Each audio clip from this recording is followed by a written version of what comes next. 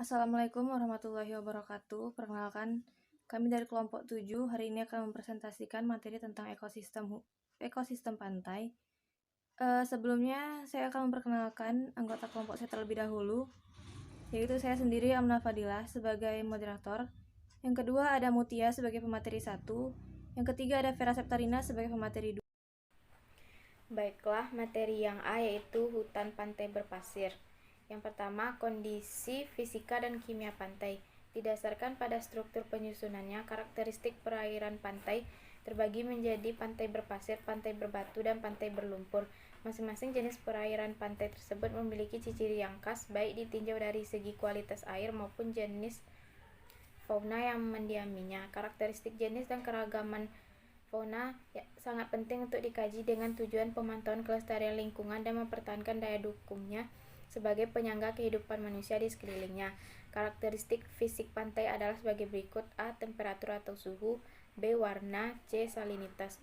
Yang kedua yaitu formasi rumput dari semak pantai. Menurut Mong et al. 2000 dalam Wong 2005, tumbuhan yang banyak ditemukan di pantai kebanyakan tumbuhan jenis legum adalah Cannavalia maritima dan Vigna marina. Jenis rumput-rumputan adalah Cyperus maritima dan jenis semak Spinifex litterus, Andropogum zizanoides dan Tuarea involuta. Marga vegetasi yang didominasi termuka pada pantai berpasir ini adalah Ipomea atau Convolvulaceae dan Cannavalia atau Fabaceae. Berbagai pantai di Indonesia juga ditemukan tegakan cemara laut, Casuarina equisetifolia. Yang ketiga, formasi Pescapre.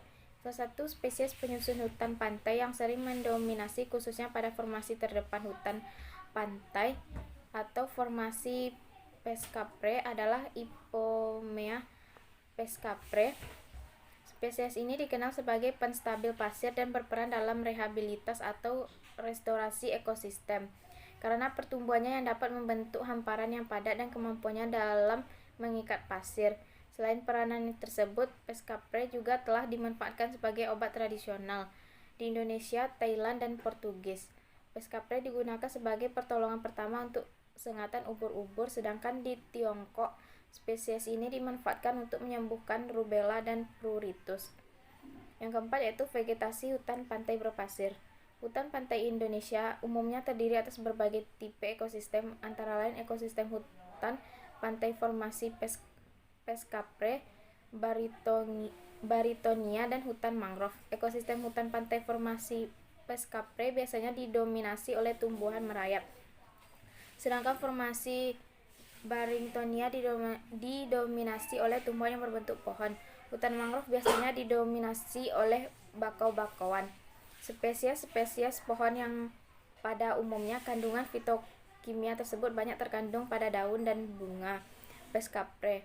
Terdapat dalam ekosistem hutan pantai antara lain Baritonia asiatica, Terminalia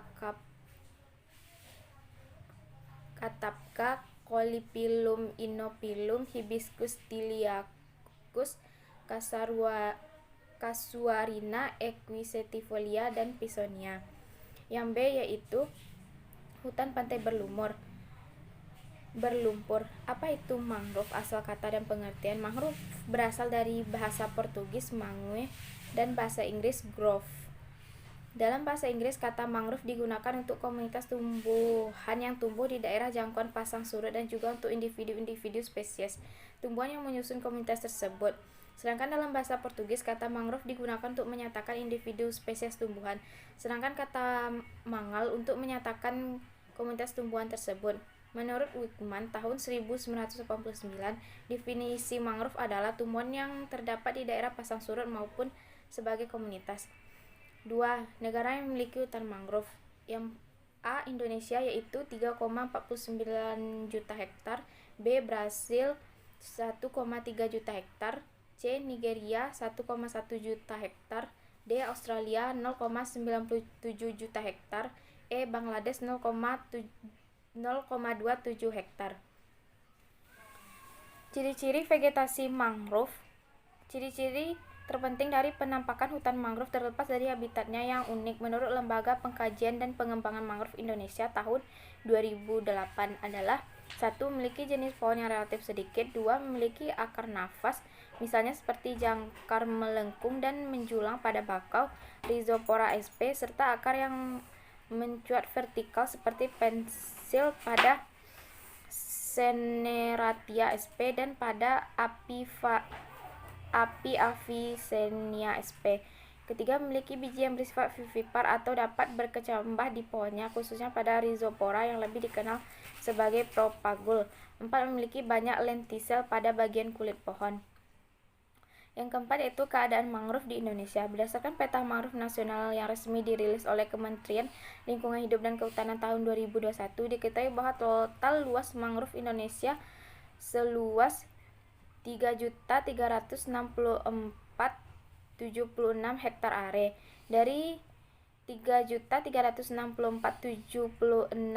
hektar are mangrove di Indonesia terdapat 3 klasifikasi kategori kondisi mangrove sesuai dengan persentase tutupan tajuk, yaitu mangrove lebat, mangrove sedang, dan mangrove jarang.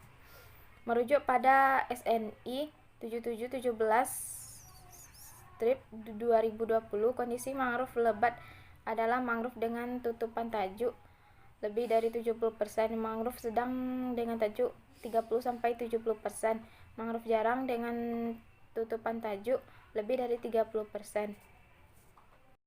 Baiklah, selanjutnya yaitu ada C, habitat mangrove. Yang pertama ada kondisi fisika dan kimia mangrove. Disebut hutan karena di sana ada pepohonan yang tumbuh dalam jumlah yang masif. Namun hutan mangrove memiliki ciri-ciri khusus, antara lain: yang A, terdapat tumbuhan bakau yang mendominasi kawasan hutan, di mana akarnya tampak ke permukaan dengan jelas. Yang B, eksistensi hutan mangrove sangat dipengaruhi oleh pasang surut air laut. Yang C, tumbuhan di perairan payau atau wilayah yang mengalami pencampuran antara air tawar dan air asin. Yang D, hutan mangrove berkembang di wilayah yang berlumpur dan terjadi akumulasi bahan organik. Selanjutnya yaitu ada pembagian zona mangrove. Pembagian zonasi kawasan mangrove yang dipengaruhi adanya perbedaan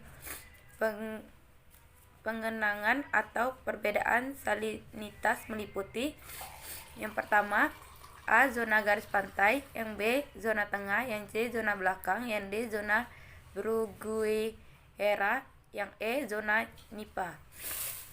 Selanjutnya yang ketiga ada tipe vegetasi berdasarkan zona.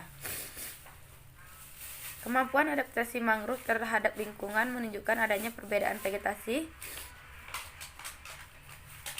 Vegetasi membagi mangrove dalam 4 zona, yakni yang pertama mangrove terbuka, yang B, mangrove tengah, yang C, mangrove payau, yang D, mangrove daratan.